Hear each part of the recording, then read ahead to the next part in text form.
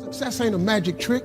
It's a set of principles. Don't matter about your education. There's people in here way smarter than me. The Bible says a man without a dream or vision shall perish. You can't out-vision me. Don't let nobody out-dream you, and don't let nobody outwork you. You don't need no education. USC ain't in the Bible. It ain't in there. All them principles of success is. God's promises don't ever come back void. That means God don't say nothing he don't make true. This world gonna end one day. You ain't gotta believe that. You can say it ain't no God. Time and tide waits on no man. Ain't nothing you can do about that. The sun come up tomorrow, you can't stop it. The wind blowing, you don't know where it come from. We are going into a week of change. We're gonna change direction. We're gonna change our focus. We're gonna change our attitude. I want a gully washing, anointed, supernatural revival. Is to wake up what's dead, to bring back to life, to restore, to bring back the luster of really knowing God. When you're working on something you want to achieve, you've got to sell yourself every day on your abilities, on the goal that you want to reach. Every day, it will manifest itself in what you're doing. Whatever we have right now is a result of what we believe subconsciously that we deserve. You have got to convince yourself every day. You've got to sell yourself. You can learn all the techniques in the world. If you don't believe in yourself, it won't happen for you. My father grew up with a cup mentality. His family was very poor. They were farmers and they lost everything during the Great Depression. He had to drop out of high school to work on the farm. All he had seen was defeat, lack, mediocrity. Looked like that was his future. But at 17 years old, he gave his life to Christ, the first one in the family. He felt God calling him to become a minister. He had no training, no money, no connections. When he told his parents, they said, "John, you're making a big mistake. You're going to get out there and fail. You better stay here on the farm with us." Sometimes good people will try to convince you to keep your cup. They've had a cup. They've been limited. They've accepted mediocrity. You have to put your foot down and say, "No thanks. This cup is not for me. I'm not watering down my dreams to match my environment. Not letting how I was raised set the limits for my life. I'm not going to lower my expectations to what I think will happen. God, I know that you are all powerful, that you have a great plan for my life." Take the limits off of God and take the limits off of yourself. Who says you can't do something great? Who says you can't start your own business? Who says you can't get well? Who says you can't go where no one in your family has gone? God is calling you to be a trendsetter, a difference maker, a barrier breaker. You don't need that cup. Quit looking at what you lost, what you don't have. The odds may be against you, but the Most High God is for you. He's breathing in your direction right now.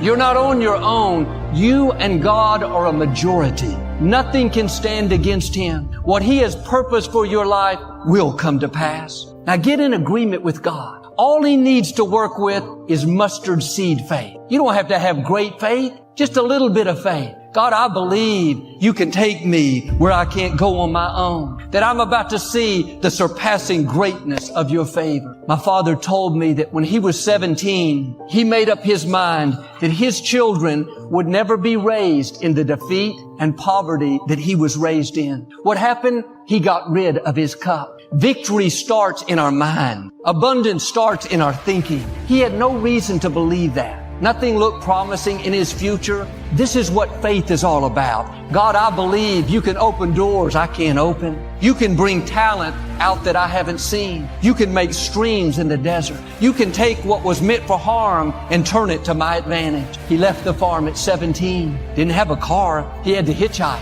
He began ministering in the prisons, the senior citizens' homes, on the street corners. God opened door after door. He went on to pastor great churches. He and my mom founded Lakewood. He pastored here for nearly 40 years. Where would I be if my father had not gotten rid of that cup? He had plenty of excuses to live defeated. We're poor. We're in a depression. I had to drop out of school. God knew everything that would come against you.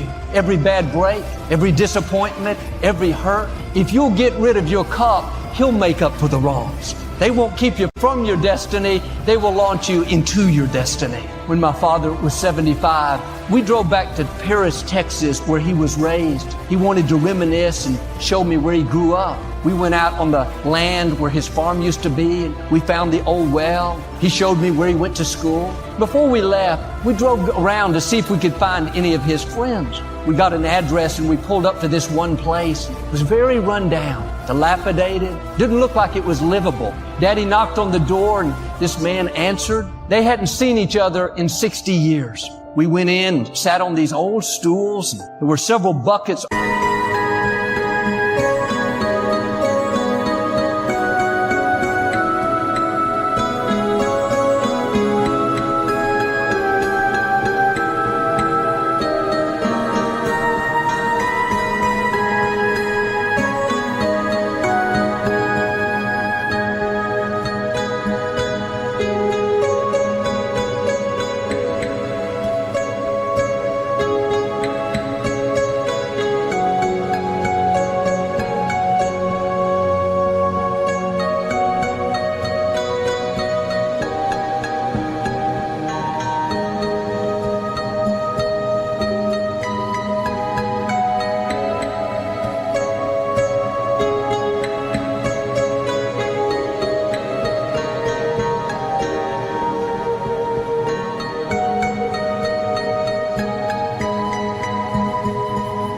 On the floor to catch the water from leaking from the roof. The floor had holes in it, broken windows, boarded up. Man told my father how he'd worked at the boat docks a few years. Then he was laid off, hadn't been able to find any work. That day made such an impression on me. I thought about how he and my father were raised in the same environment, same poverty, same school, same hardship. But my father had gone on to make a great difference with his life, to set a new standard, to bring his family into abundance. The difference was one man held his cup. My father got rid of his cup.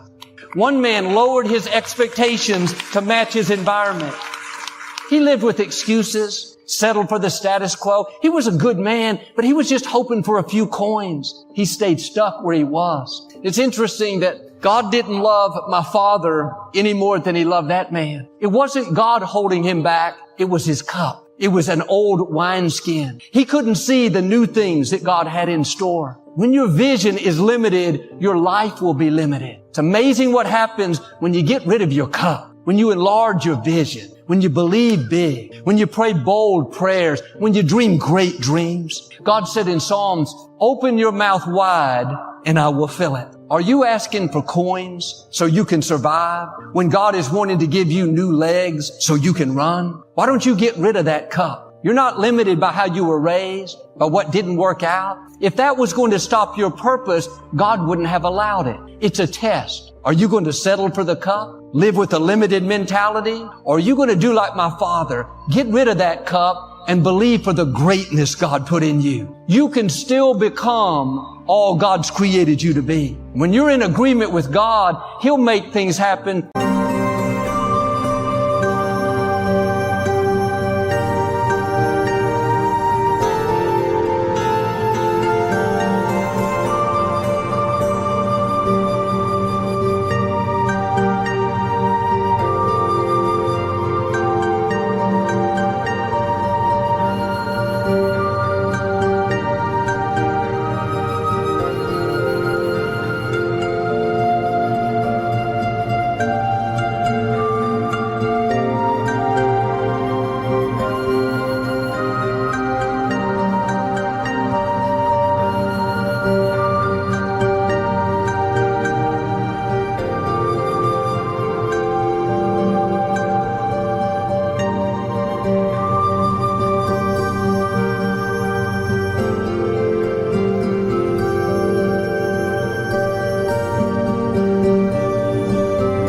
That you couldn't make happen. He'll open doors you couldn't open. He'll cause opportunity, good breaks, the right people to come looking for you. 2 Kings, there's the story of a widow. Her husband has died.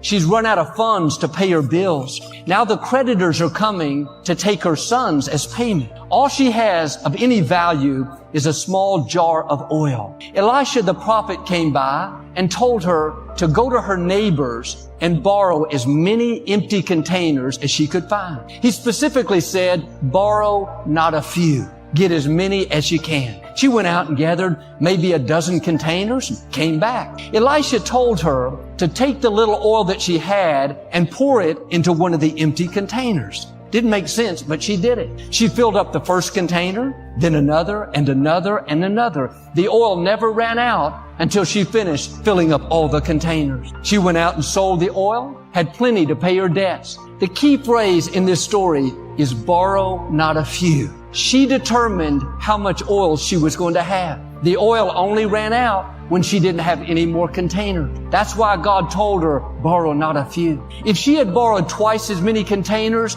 she would have had twice as much oil. What if she had said, Elisha, I've got this cup. Let's just use it. She'd only had a cup full of oil. God was showing us this principle. If you'll open your mouth wide, He will fill it. He has an unlimited supply. Too often, because of disappointments, delays, things that haven't worked out, we've watered down our dreams. We've lowered our expectations. We're not stretching, believing for great things, believing to get well. God has the oil, but we don't have the containers. He's saying to you what He said to this woman, borrow not a few.